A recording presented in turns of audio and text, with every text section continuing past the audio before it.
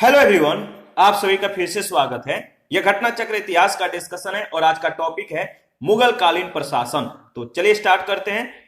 देखिए, मुगल प्रशासन के दौरान जिले को सरकार के नाम से जाना जाता था। इस पॉइंट को याद रखिएगा। जो जिले थे मुगल प्रशासन में, इसे सरकार के नाम से जाना जाता था और शासन के सुविधा के लिए प्रत्येक सूबा यानी प्रांत कई सरकारों यानी जिलों में बटा होता था।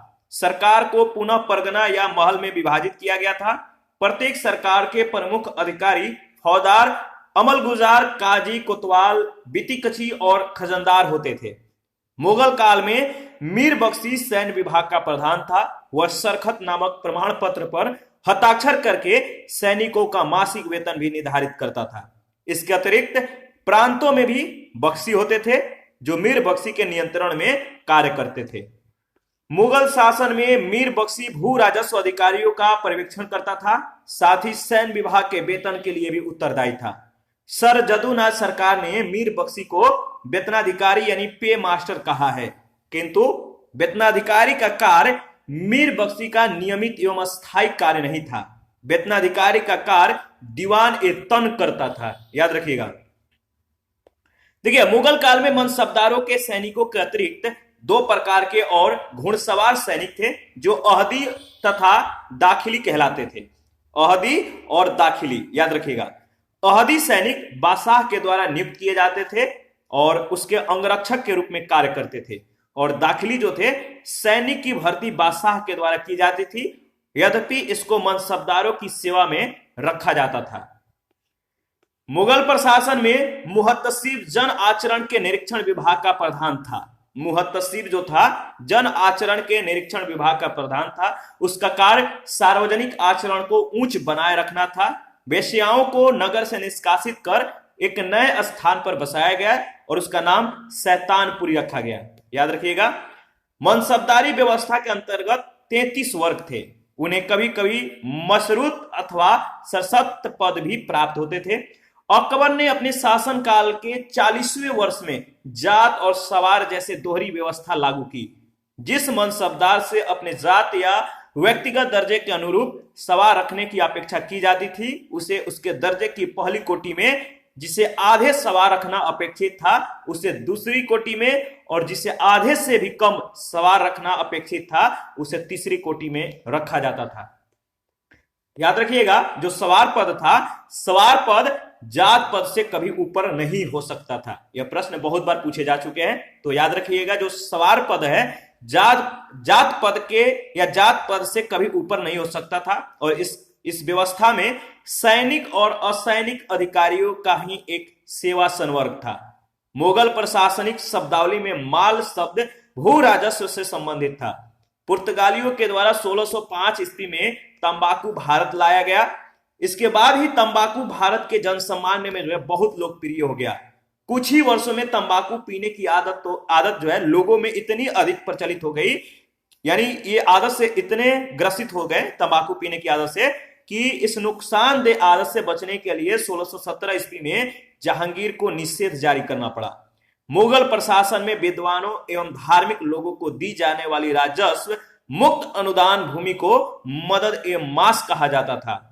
इसे सयुरगल भी कहा जाता था। सयुरगल, याद रखिएगा। दान दी जाने वाली समस्त भूमि का निरीक्षण सद्र करता था तथा सद्र का यह भी दायित्व था कि इन अनुदानों का दुरुपयोग न होने पाए। यह भूमि स्थानांतरित नहीं होती थी और अनुदान ग्राही के पास वंशानुगत रूप से रहती थी। टकसालों में सोने, चांदी और तांबे के सिक्के ढाले जाते थे। अकबर के द्वारा राम सीता की आकृतियों और राम सिया देवनागरी लेख से युक्त सिक्के चलाए गए थे। याद रखिएगा, राम सीते की आकृति और राम सिया देवनागरी लेख से युक्त सिक्के चलाए गए थे। चांदी का सिक्का रुपया कहलाता था। ध्यान रखिएगा, जो चांदी का सिक्का था इसको क्या कहा जाता था? रुपया। और दाम अकबर के द्वारा चलाए गए तांबे का सिक्का था, जो रुपए के 40वें भाग के बराबर होता था। जहांगीर ने अपने सिक्कों पर अपनी आकृति अंकित कराई थी और कुछ सिक्कों पर उसके साथ नूरजहां का नाम भी अंकित था। इसके कुछ सिक्कों पर हाथ में शराब का प्याला लिए हुए अंकित आकृति जो है मतलब कि मिलती है। देखिए, मध्यकाल में बटाई शब्द का तात्पर्य लगान निर्धारण की एक पद्धति थी जिसमें वास्तविक उपज का बंटवारा राज और कृषक के बीच होता था। ठीक है, इस पर आधारित पहला प्रश्न है, मुगल प्रशासन के दौरान जिले को किस नाम से जाना जाता था? मुगल प्रशासन के दौरान जिले को किस नाम से जाना जाता था? सही जवाब होगा सरकार के नाम से, डी ऑप्शन। शुरू में भी हम लोगों ने इसके बारे में डिस्कस किया था, दोबारा रिवीजन कर लेते हैं। देखिए, मुगल प्रशासन के दौरान जिले को सरकार के नाम से जाना जाता था। शासन की सुविधा के लिए प्रत्येक सूबा यानी प्रांत कई सरकारों यानी जिलों में बटा होता था। सरकार को पुनः परगना या महल में विभाजित किया गया था। सेकंड नंबर है, मुगल काल में जनपद यानी जिला क्या कहलाता था? मुगल काल में जनपद यानी जिला क्या कहलाता था? तो सही जवाब है सरकार। थर्ड नंबर है, मुगल काल में सेना का प्रधान निम्न में से कौन था? मुगल काल में सेना का प्रधान निम्न में से कौन था? मीर बख्शी। मुगल काल में मीर बख्शी सैन्य विभाग का प्रधान था। उच्चाधिकारियों सहित सभी श्रेणियों के मनसबदारों के नियुक्ति के आदेश उसी के द्वारा दिए जाते थे। घोड़ों को दागने और सिपाहियों का मुआयना करने का काम भी उसी के जिम्मे था। 4 नंबर है, मुगल शासन में मीर बख्शी का कर्तव्य था। मुगल शासन में मीर बख्शी का कर्तव्य क्या था? याद रखिएगा, भू राजस्व अधिकारियों का पर्यवेक्षण करना, डी ऑप्शन। मुगल शासन में मीर बख्शी भू राजस्व अधिकारियों का पर्यवेक्षण करता था, साथ ही सैन्य विभाग के वेतन के लिए भी उत्तरदायी था। सर जदुनाथ सरकार ने मीर बख्शी को वेतनाधिकारी यानी पे मास्टर कहा है, किंतु वेतनाधिकारी का कार्य मीर बख्शी का नियमित और अस्थायी कार्य नहीं था। वेतनाधिकारी का कार्य दीवान ए तन करता था। 5 नंबर है, निम्नलिखित में से किसे मुगल सेना में चिकित्सक नियुक्त किया गया था? निम्नलिखित में से किसे मुगल सेना में चिकित्सक नियुक्त किया गया था? सही जवाब होगा मनुची को, यानी सी ऑप्शन। निकोलो मनुची को मुगल सेना में चिकित्सक नियुक्त किया गया था। वह एक इतालवी यात्री था। इसने भारत आकर दारा सिको की सेना में तोपची के रूप में नौकरी की। 1659 ईस्वी में दारा सिको के मृत्यु के बाद इसने चिकित्सक का पेशा अपना लिया। 6 नंबर है, निम्नलिखित कथनों पर विचार कीजिए। अहदी वे घुड़सवार सिपाही थे। निम्नलिखित कथनों पर विचार कीजिए और बताना कि अहदी वे घुड़सवार सिपाही थे। इनके बारे में 4 कथन दिया गया है। ठीक है, पहला कथन है, जिन्होंने अपनी सेवाएं एकाकी प्रदान की, यानी बिल्कुल सही है। दूसरा कथन है, जिन्होंने किसी सरदार के साथ अपने को संलग्न नहीं किया, यह भी सही है। और सम्राट ही जिनका आसन कर्नल था, यह भी सत्य है। चौथा कथन जो है कि जिन्होंने अपने को मिर्जाओं के साथ संलग्न किया, चौथा कथन मतलब सत्य नहीं है। तो बी ऑप्शन आपका बिल्कुल सही होगा। पहला, दूसरा और तीसरा सही है। मुगल काल में मनसबदारों के सैनिकों के अतिरिक्त 2 प्रकार के और घुड़सवार सैनिक थे जो अहदी तथा दाखिली कहलाते थे। अहदी सैनिक बादशाह के द्वारा नियुक्त किए जाते थे तथा उसके अंगरक्षक के रूप में कार्य करते थे। इनका मनसबदारों से कोई संबंध नहीं था, किंतु बादशाह के प्रत्यक्ष आदेश से इन्हें मनसबदारों के साथ नियुक्त कर दिया जाता था। ये प्रत्यक्ष रूप से बादशाह के अधीन होते थे तथा इनकी भर्ती, वेतन, वस्त्र एवं घोड़े सब राज की ओर से दिए जाते थे। इनके लिए पृथक दीवान और बख्शी की जो है व्यवस्था की गई थी।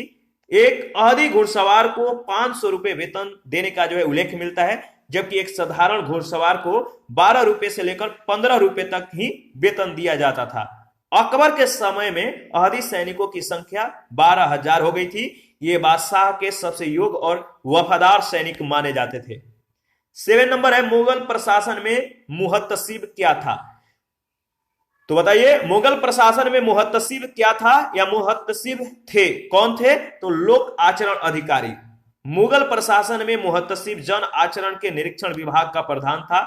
उसका कार्य सार्वजनिक आचरण को उच्च बनाए रखना था। आचरण को शुद्ध बनाए रखने के लिए अकबर ने नगरों में मदिरा के बिक्री तथा वेश्याओं का निवास निषिद्ध घोषित कर दिया था। 8 नंबर है, मध्यकालीन भारत में मनसबदारी प्रथा खास तौर पर इसलिए चालू की गई थी ताकि मध्यकालीन भारत में मनसबदारी प्रथा खास तौर पर इसलिए चालू की गई थी ताकि साफ सुथरा प्रशासन लागू की जा सके। ठीक है, इसका सही जवाब होगा डी ऑप्शन। देखिए, मनसबदारी व्यवस्था एक विशिष्ट प्रशासनिक व्यवस्था थी जिसका प्रचलन मुगल शासक अकबर के द्वारा किया गया था। दशमलव प्रणाली पे आधारित मंगोलों की सैन्य व्यवस्था ही जिसकी कुछ छाप दिल्ली सल्तनत के सैन्य संगठन पर दिखाई पड़ती है। मुगलों की सैन्य व्यवस्था का आधार रही होगी। दिए गए विकल्पों में मनसबदारी प्रथा को लागू करने का मुख्य उद्देश्य एक साफ सुथरा प्रशासन को लागू करना था। 9 नंबर है, निम्नलिखित बातों में से कौन एक मुगल मनसबदारी व्यवस्था के विषय में सत्य नहीं है? निम्नलिखित बातों में से कौन एक मुगल मनसबदारी व्यवस्था के विषय में सत्य नहीं है? तो सही जवाब होगा सी ऑप्शन, जो कि मुगल मनसबदारी व्यवस्था के विषय में सत्य नहीं है। दिया गया है उनका सवार पद जात पद से अधिक हो सकता था, जो कि गलत है, सी ऑप्शन। मनसबदारी व्यवस्था के अंतर्गत 33 वर्ग थे, उन्हें मशरूत अथवा सशक्त पद प्राप्त होते थे। अकबर ने 40वें वर्ष में जात और सवार जैसे दोहरी व्यवस्था लागू की। जिस मनसबदार से अपने जात या व्यक्तिगत दर्जे के अनुरूप सवार रखने की अपेक्षा की जाती थी, उसे उसके दर्जे की पहली कोटि में, जिसे आधे सवार रखना अपेक्षित था उसे दूसरी कोटि में, और जिसे आधे से भी कम सवार रखना अपेक्षित था उसे तीसरी कोटि में रखा जाता था। सवार पद जात पद से कभी ऊपर नहीं हो सकता था, इस बात को ध्यान रखिएगा। इस व्यवस्था में सैनिक और असैनिक अधिकारियों का एक ही सेवा संवर्ग था। लोग अधिकतर सरकारी सेवा में निम्नतम सोपान पर प्रवेश करके अमीर या अमीर उम्दा के दर्जे तक ऊपर जाने की आशा कर सकते थे। प्रश्न संख्या 10 है, मुगल मनसबदारी व्यवस्था के बारे में निम्न कथनों पर विचार कीजिए और दिए गए कूटों से सही उत्तर चुनिए। ठीक है, मुगल मनसबदारी व्यवस्था के बारे में 4 कथन दिए गए हैं। कौन कौन से कथन सही हैं, आपको इस पर विचार करके जवाब देना है। ठीक है, पहला है जात एवं सवार पद प्रदान किए जाते थे। दूसरा है मनसबदार आनुवंशिक अधिकारी होते थे। तीसरा है मनसबदारों के 3 वर्ग थे। चौथा, दीवान कार्यालय के द्वारा इनको वेतन दिया जाता था। सही जवाब क्या होगा, याद रखिएगा, सही जवाब है पहला और तीसरा सही है। पहला और तीसरा यानी दूसरा तीसरा, सॉरी, पहला और तीसरा यानी दूसरा, पहला और तीसरा यानी दूसरा और चौथा गलत है। तो इसके बारे में डिस्कस कर लेते हैं। देखिए डी ऑप्शन वैसे इसका सही जवाब होगा पहला और तीसरा। देखिए मनसब जो मनसब शब्द है, इसका जो अर्थ है श्रेणी अथवा पद होता है। मनसबदार का अर्थ उस अधिकारी से था जिसे शाही सेना में पद अथवा श्रेणी प्राप्त थी। अकबर की मनसबदारी व्यवस्था दशमलव प्रणाली पर आधारित थी। अकबर ने अपने अंतिम वर्षों में मनसबदारी व्यवस्था में जात और सवार के पदों को आरंभ किया। Doctor A.L. श्रीवास्तव के अनुसार अगर बात करें तो जात का पद हाथी, घोड़े आदि सभी की संख्या का घोतक था, जबकि सवार का पद केवल घुड़सवारों की संख्या को जो है निश्चित करता था। मनसबदारों के 3 वर्ग थे, जिनमें प्रथम श्रेणी के अंतर्गत वे आते थे जो निर्धारित मनसब की संख्या के बराबर सवार रखते थे। दूसरी श्रेणी में वे मनसबदार आते थे जिनकी सवार संख्या उनके निर्धारित मनसब का आधा या आधे से अधिक होती थी, और तृतीय श्रेणी के वे मनसबदार थे जिनकी सवार संख्या निर्धारित मनसब के आधे से कम होती थी। तीसरी श्रेणी के कौन आते थे, जिनकी निर्धारित संख्या मनसब के आधे से भी कम होती थी। मनसबदार आनुवंशिक अधिकारी नहीं होते थे, इन्हें वेतन नगद अथवा जागीर के रूप में प्रदान किया जाता था, इसलिए आपका सही जवाब होगा डी ऑप्शन। 11 नंबर है, मुगल भारत के संदर्भ में जागीरदार और जमींदार के बीच क्या अंतर है, बताइए। मुगल भारत के संदर्भ में जागीरदार और जमींदार के बीच क्या अंतर है। ठीक है, देखिए इसमें जो 2 कथन दिया गया है कि पहला कि जागीरदारों के पास न्यायिक और पुलिस दायित्व के एवज में भूमि आवंटनों का अधिकार होता था, जबकि जमींदार के पास राजस्व अधिकार होते थे तथा उन पर राजस्व उगाही को छोड़कर अन्य कोई दायित्व पूरा करने की बाध्यता नहीं होती थी। तो पहला गलत है। दूसरा, जागीरदारों के लिए किए गए भूमि आवंटन वंशानुगत होते थे और जमींदारों के राजस्व अधिकार वंशानुगत नहीं होते थे, यानी दूसरा भी कथन गलत है। तो सही जवाब होगा डी ऑप्शन, न तो पहला और न ही दूसरा।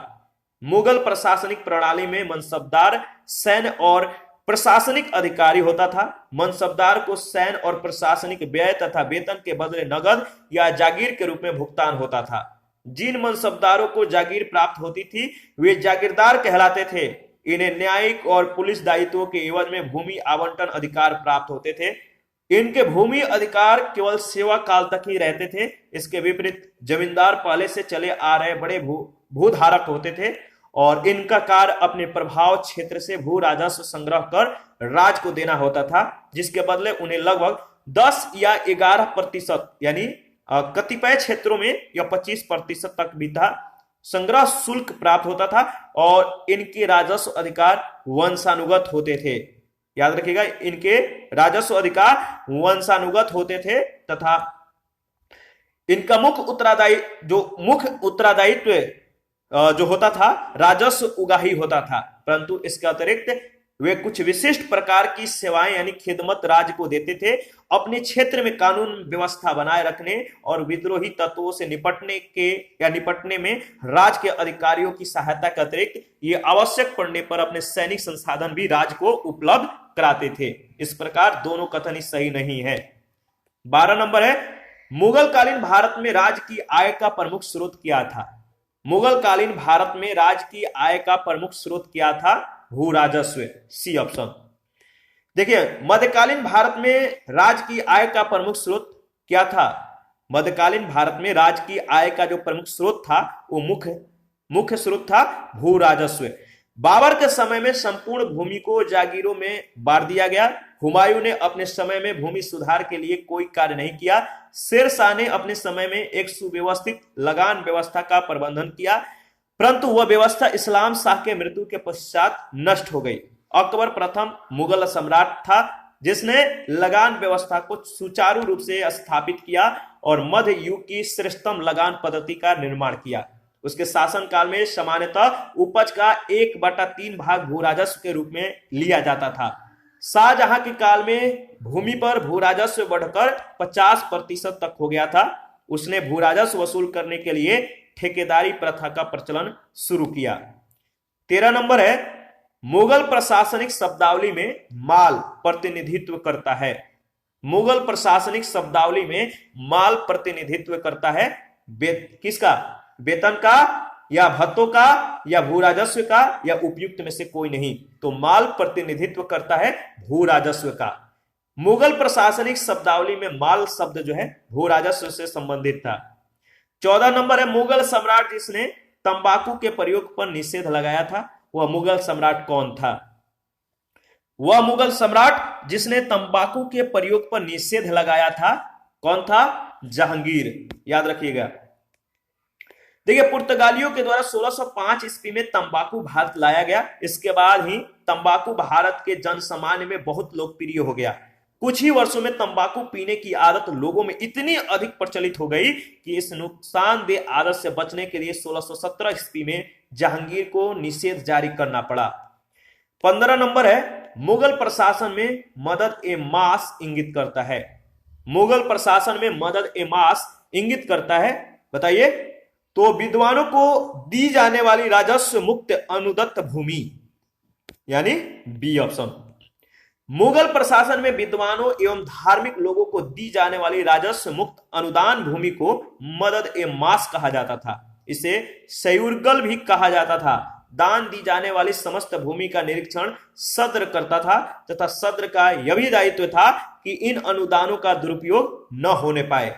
यह भूमि स्थानांतरित नहीं होती थी और अनुदान ग्राही के पास वंशानुगत रूप से रहती थी।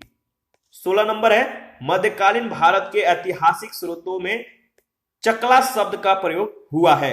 यह क्या है?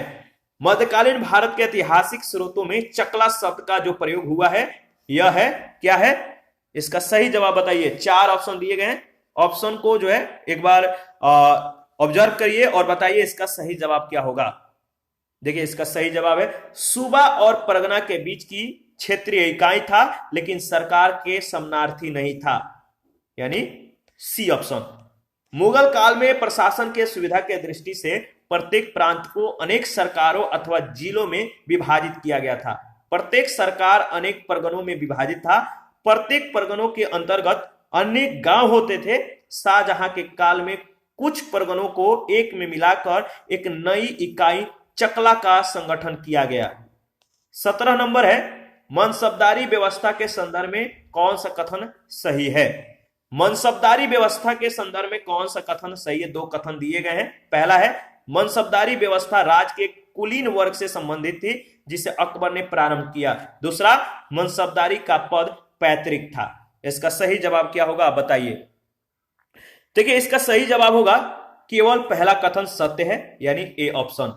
ठीक है, इसके बारे में हम लोग डिस्कस कर लेते हैं। मुगल काल में जो मनसबदारी पद्धति थी, इसकी शुरुआत अकबर के काल में उसके शासन के 11वें वर्ष यानी 1567 में मानी जाती है, जिसमें जात और सवार पद का विभाजन अपने शासन काल के 40वें वर्ष से किया था। मनसब मुगल नौकरशाही में पद और वरीयता क्रम निर्धारित करता था। यह प्रशासनिक और सैन्य पद था। मनसबदारों के नियुक्ति और उनकी वरीयता क्रम बादशाह निर्धारित करता था तथा केवल सेवा काल तक ही यह पद रहता था, अर्थात यह वंशानुगत यानी पैतृक पद नहीं था। 18 नंबर है कथन ए, मुगल काल में मनसबदारी प्रथा विद्यमान थी। कारण आर, मनसबदारों का चयन योग्यता के आधार पर होता था। मुगल काल में मनसबदारी प्रथा विद्यमान थी। कारण आर है, मनसबदारों का चयन योग्यता के आधार पर होता था। आपको बताना है इन दोनों में से कौन सत्य है। तो देखिए, इसमें जो है दोनों सत्य, कथन और कारण दोनों सत्य है, परंतु कारण कथन को स्पष्ट नहीं करता है। तो बी ऑप्शन। मनसबदारी व्यवस्था मुगल प्रशासनिक व्यवस्था का मूलाधार थी। अकबर के शासनकाल के 11वें वर्ष में पहली बार मनसब प्रदान किए जाने का साक्ष्य मिलता है। मुख्यतः मनसबदारों के चयन में योग्यता ही मानदंड होती थी और इस प्रकार कथन कारण दोनों सही है, परंतु कारण कथन को स्पष्ट नहीं करता है। 19 नंबर है कथन ए कह रहा है कि सभी मनसबदार सेना के पदाधिकारी नहीं होते थे। ठीक है, देखिए इसमें दिए गए कथन ए और बी के व्याख्यान को पढ़ें और निम्न के कूट में से सही उत्तर का चयन करें। और दूसरा है इसमें कि जो कथन ए कह रहा है कि सभी मनसबदार सेना के पदाधिकारी नहीं होते थे, कथन बी कह रहा है कि मुगल शासन के अधीन उच्च पदाधिकारी भी मनसबदार होते थे और उनका वर्गीकरण होता था। इन दोनों में से आपको बताना है कौन सा कथन सत्य है।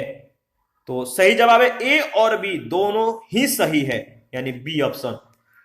मनसबदारी व्यवस्था को अकबर ने अपने शासन काल में प्रारंभ किया था। सैन्य अधिकारियों के साथ साथ असैनिक अधिकारियों को भी मनसब प्रदान किया जाता था। याद रखिएगा, सैन्य अधिकारियों के साथ साथ असैनिक अधिकारी जो सैनिक नहीं होते थे, इनको भी, इन अधिकारियों को भी मनसब प्रदान किया जाता था। अबुल फजल के आईने अकबरी से ज्ञात होता है कि मनसबदारों की 66 श्रेणियां थी। यह श्रेणियां 10 से लेकर 10,000 तक होती थी, परंतु इस व्यवस्था के अंतर्गत केवल 33 श्रेणियां प्रचलित थी। ठीक है, आगे बढ़ते हैं। 20 नंबर है सूची 1 सूची 2 के साथ आपको मिलान करना है। एक तरफ अधिकारी, दूसरी तरफ विहित कर्तव्य दिए गए हैं। चलिए मिलान कीजिए और बताइए इसका सही जवाब क्या होगा। देखिए, जो दीवान ए तन है, दीवान ए तन के बारे में हम लोगों ने डिस्कस किया था। इसका संबंध बताइए, विहित जो कर्तव्य है वो क्या है। तो याद रखिएगा, दीवान ए तन का जो संबंध है जागीर व वेतन को देखना। ठीक है, ए का 3। जो मुस्ताफी है, मुस्तारफी का जो संबंध है वह है आपका क्या है, राज की आय व्यय का निरीक्षण करना। जो राज की आय व्यय होती थी इसका निरीक्षण करना। मुशरिफ इसका संबंध है कार्यालय को संभालने के लिए, जो कार्यालय है इसको संभालने के लिए ये अधिकारी जो थे इनको मुशरिफ कहा जाता था। तो आपका ए हो जाएगा, यानी सी का 1। और वकिया नवीस क्या है? वकिया नवीस का संबंध किससे है? तो प्रमुख घटनाओं और फरमानों को सूचीबद्ध करना। इसका सही जवाब क्या होगा? इसका सही जवाब है बी ऑप्शन, यानी ध्यान रखिएगा बी ऑप्शन। और यहां पे फिर से हम लोग रिवीजन कर लेते हैं। दीवान ए तन का संबंध है जागीर व वेतन को देखना। मुस्तारफी का संबंध जो है राज की आय व्यय का निरीक्षण करना। और मुशरिफ का संबंध कार्यालय को संभालने के लिए। और वाकिया नवीस का संबंध प्रमुख घटनाओं और फरमानों को सूचीबद्ध करना। 21 नंबर है कथन ए कह रहा है कि अकबर ने शेर शाह के तरह राज के सिक्कों के प्रचलन को नियमित करने का प्रयास किया। अकबर ने शेर शाह की तरह राज के सिक्कों को प्रचलन करने का या प्रचलन को नियमित करने का जो है प्रयास किया। कारण आर, शेर शाह की मुद्रा पद्धति के समय अकबर के समय का ताम्र का प्रमुख सिक्का दाम था। दोनों में से बताइए कौन सा कथन सत्य है। देखिए इसमें जो सत्य है वो है आपका ए ऑप्शन, कथन और कारण दोनों सत्य है। कारण आर, कथन ए की सही व्याख्या भी है। इसके बारे में हम लोग देख लेते हैं। देखिए अकबर ने शेर शाह की तरह राज के सिक्कों के प्रचलन के नियमित करने का जो है प्रयास किया और इसके परिणाम स्वरूप अकबर और उसके उत्तराधिकारियों के शासनकाल के दौरान मुगल साम्राज्य में व्यापारिक कारोबार के लिए मुख्यतः स्वर्ण मुहरों, चांदी के रुपया और तांबे के दाम के रूप में मानक सिक्कों का प्रचलन और प्रसार किया गया। शेर शाह की मुद्रा पद्धति के सम्मान अकबर के समय भी तांबे का प्रमुख सिक्का दाम था। 1 रुपया में 40 दाम होते थे। राज के आय व्यय की गणना दाम में ही की जाती थी और इस प्रकार प्रश्नगत कथन और कारण दोनों सही है। कारण कथन की सही व्याख्या है। आयोग के द्वारा इस प्रश्न का जो उत्तर था बी दिया गया था, जो कि उचित नहीं है। इसका सही उत्तर होगा ए ऑप्शन। 22 नंबर है, निम्नलिखित राजाओं में से किसने राम सीता की आकृतियों और राम सिया देवनागरी लेख से युक्त कुछ सिक्के जो है चलाए। निम्नलिखित राजाओं में से किसने राम सीता की आकृतियों और राम सिए देवनागरी लेख से युक्त कुछ सिक्के चलाए? तो सही जवाब है अकबर, डी ऑप्शन। देखिए अकबर के द्वारा राम सीता की आकृतियों और राम सिया या राम सिया देवनागरी लेख से युक्त सिक्के चलाए गए थे। 23 नंबर है, मुगल शासन में तांबे का सिक्का कहलाता था। मुगल शासन में तांबे का सिक्का क्या कहलाता था? सही जवाब है दाम, बी ऑप्शन। याद रखिएगा। देखिए टकसालों में सोने, चांदी और तांबे के सिक्के ढाले जाते थे। चांदी का सिक्का रुपया कहलाता था। दाम अकबर के द्वारा चलाया गया तांबे का सिक्का था, जो रुपए के 40वें भाग के बराबर होता था। 24 नंबर है, निम्नलिखित में से किस शासक ने शाहरुख नामक चांदी का सिक्का चलाया? किस शासक ने शाहरुख नामक चांदी का सिक्का चलाया? तो सही जवाब होगा बाबर ने। बाबर ने चांदी और तांबे का सिक्का चलाया। चांदी के सिक्के को शाहरुख कहा जाता था। ध्यान दीजिएगा। 25 नंबर है, मध्यकाल में बटाई शब्द का अर्थ था। मध्यकाल में बटाई शब्द का अर्थ था लगान निर्धारण का तरीका, बी ऑप्शन। मध्यकाल में बटाई शब्द का तात्पर्य लगान निर्धारण की एक पद्धति थी जिसमें वास्तविक उपज का बंटवारा राज और कृषक के बीच होता था। शेर शाह सूरी ने लगान निर्धारण के लिए 3 प्रणालियां अपनाई थी। पहला नस्क या मुक्ताई अथवा कनकूत, दूसरा नकदी अथवा जब्ती, तीसरा गला बख्शी या बटाई। 26 नंबर है, अकबर के शासनकाल में दक्कन में निम्न पद्धतियों में से कौन सा भू राजस्व वसूली का प्रचलित आधार था? अकबर के शासनकाल में दक्कन में निम्न पद्धतियों में से कौन सा भू राजस्व वसूली का प्रचलित आधार था? सही जवाब है हल की संख्या, यानी बी ऑप्शन। जैन सरकार की औरंगजेब का इतिहास में पृष्ठ संख्या 190 पर यह उल्लेख किया गया है कि अकबर के शासनकाल में उत्तर भारत में दीवान टोडरमल के द्वारा भू राजस्व वसूली की व्यवस्थित पद्धति जो है स्थापित की गई थी, लेकिन दक्कन में इस प्रकार की व्यवस्थित पद्धति का अभाव था। इस दौरान दक्कन के किसान प्रति हल यानी हल की संख्या के आधार पर राज्य को जो है भू राजस्व का भुगतान करते थे। 27 नंबर है, निम्नलिखित में से किस मुगल कालीन नहर का निर्माण फिरोज शाह की रजबवाह को पुनर्जीवित करके किया गया? निम्नलिखित में से किस मुगल कालीन नहर का निर्माण फिरोज शाह की रजबवाह को पुनर्जीवित करके किया गया? तो सहाब नहर, यानी बी ऑप्शन, सहाब नहर। मुगल कालीन सहाब यानी सिहाब नहर का निर्माण फिरोज शाह की रजबवाह को पुनर्जीवित करके किया गया। मुगल बादशाह अकबर के समय में पहले सिहाबुद्दीन खान और बाद में नूरुद्दीन मोहम्मद तार खान द्वारा नहर की खुदाई और मरम्मत करके चौड़ा करवाया गया। अकबर के समय दिल्ली के गवर्नर सिहाबुद्दीन ने खेती को विस्तार देने के लिए नहर की मरम्मत करवाई और इसका नाम बदलकर सिहाब नहर जो है कर दिया। ठीक है, ध्यान रखिएगा। और इसी के साथ आज का सेशन समाप्त करते हैं। नेक्स्ट सेशन में मुगल कालीन संगीत और चित्रकला के बारे में डिस्कस करेंगे। आप अपना प्रतिक्रिया जरूर दीजिए, आपके प्रतिक्रियाओं का हमें बेसब्री से इंतजार रहता है। जिन लोगों ने Telegram channel, Telegram quiz group और फेसबुक पेज, इंस्टाग्राम को ज्वाइन नहीं किया है तो वीडियो के डिस्क्रिप्शन बॉक्स में उसका लिंक है, आप ज्वाइन कर लीजिए।